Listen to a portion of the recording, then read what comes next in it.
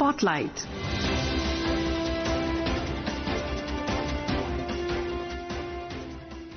This is Akashvani. In the program Spotlight, now we bring you a discussion on India's expanding global digital trade ties. The participants are Shubhamoy Bhattacharjee, economic analyst, and Deeksha Saxena, Akashvani correspondent. Good evening, listeners. Welcome to today's Spotlight. Today, we will be discussing India's expanding global digital trade ties. To delve deep into the subject, I am now joined by Mr. Shubhamoy Bhattacharjee, economic analyst. Mr. Bhattacharjee, welcome to Akashvani. Happy to be here. India's digital trade is an important component of the Indian economy, and the revenue from IT ecosystem of India exceeds $280 billion and exports of $225 billion in the financial year 2024-25. And the sector also employs more than 60 lakh people. So at the very outset, Mr. Bhattacharjee, can you take us back to the reforms and policies which have helped in strengthening the digital trade ecosystem and achieving such big numbers? That's an interesting thing to talk about. So this has not happened overnight. It has taken time to develop. There are lots of things that we have managed to do.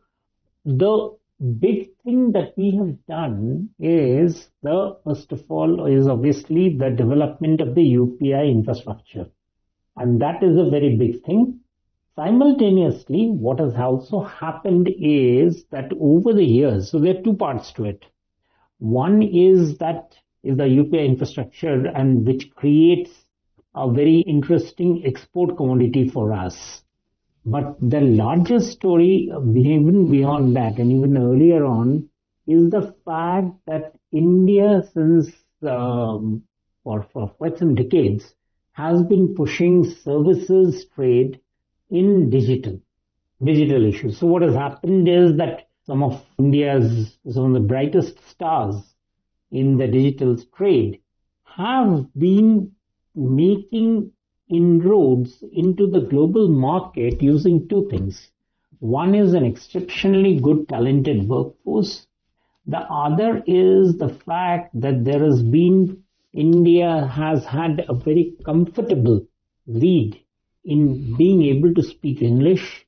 And the third thing is that India has been able to provide what I should say a very stable tax and a fiscal policy especially in the last few years in the digital trade.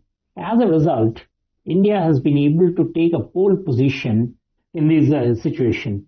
Allied to it, recently what we have done is that we have written very interesting free trade agreements. We have written a very robust legal framework, which is at the top of it, which is the Digital Personal Data Protection Act of 2023. And we have essentially given foreign investors the confidence that this is the market and this is the center from where a lot of digital good work can be worked out.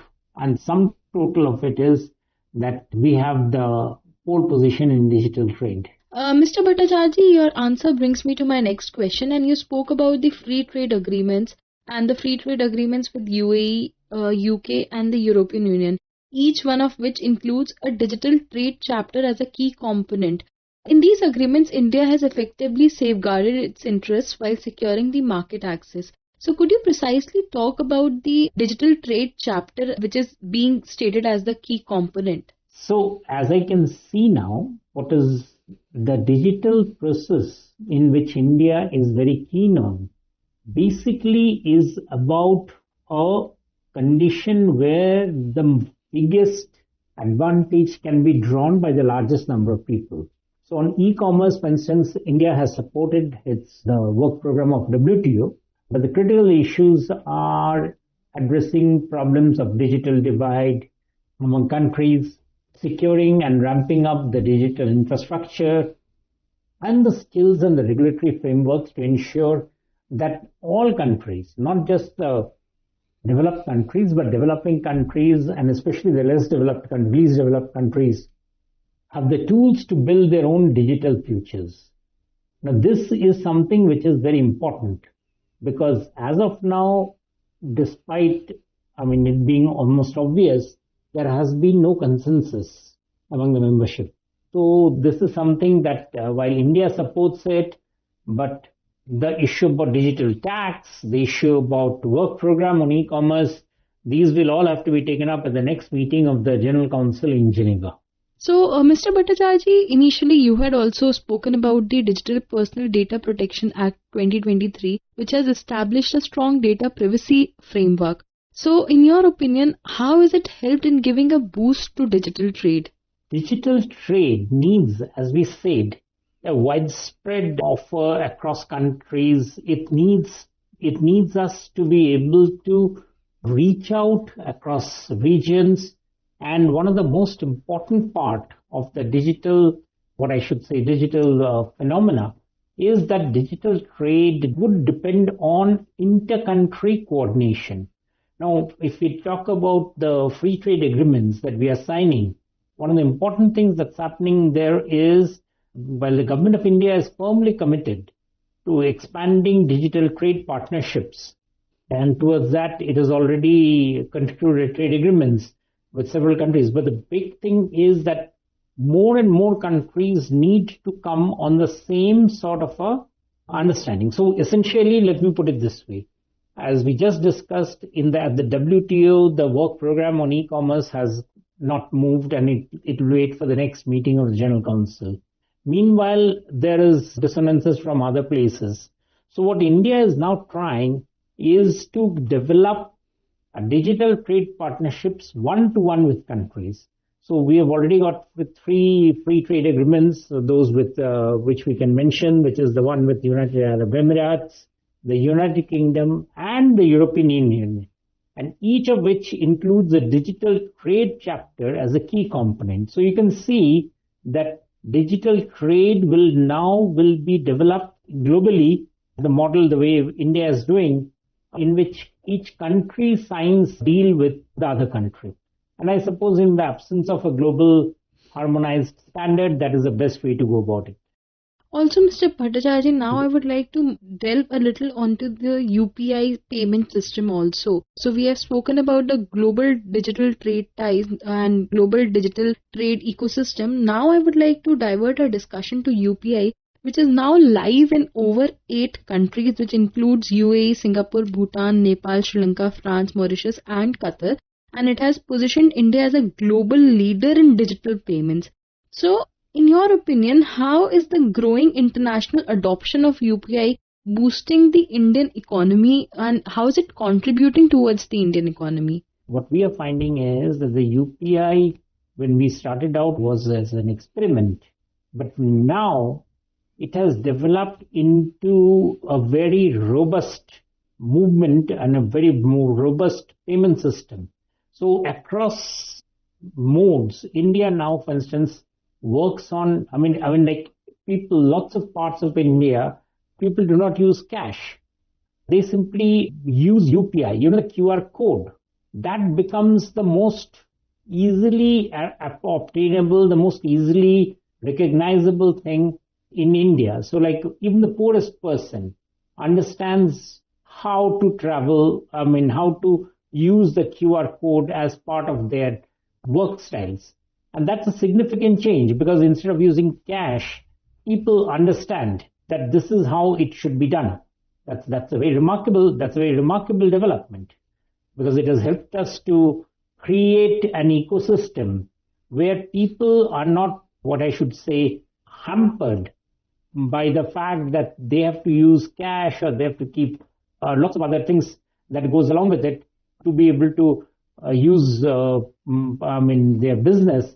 They can directly, straightforward work into the money economy by just using UPI.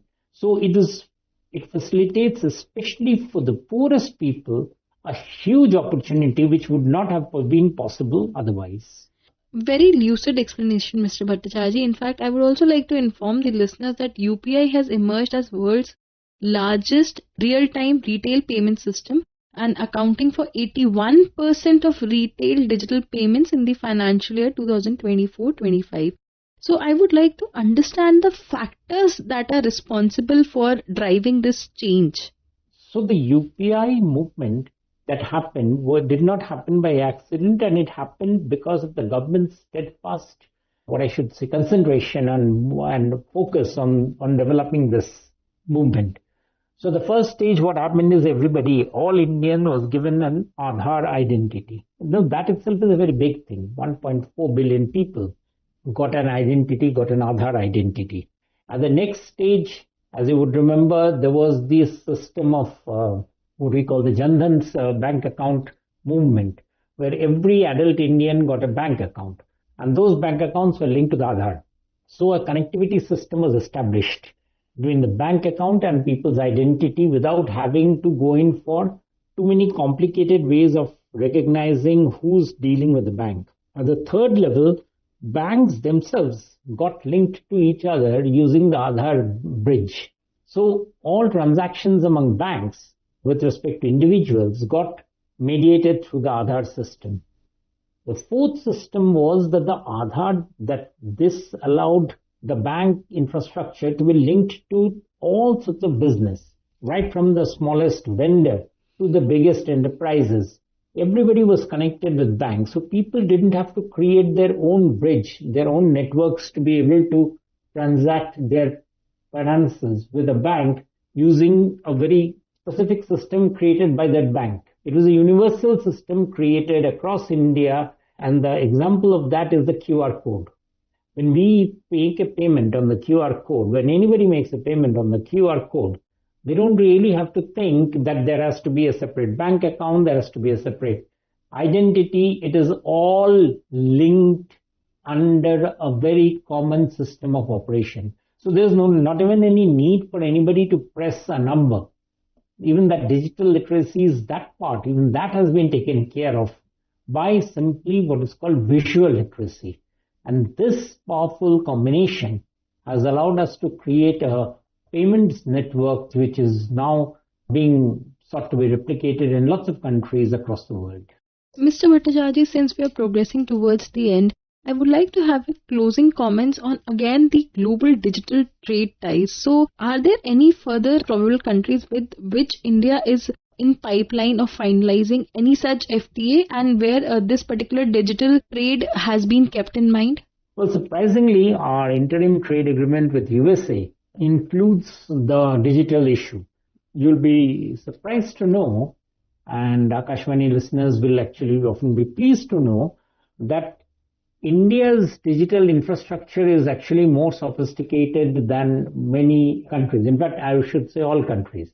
As a result, there is lots that many countries have to sort of, ramp up their identity systems to be able to do business on the UPI platform with India. For instance, Indians, when they go abroad, they're often surprised that they can't just use a QR code to make the payment.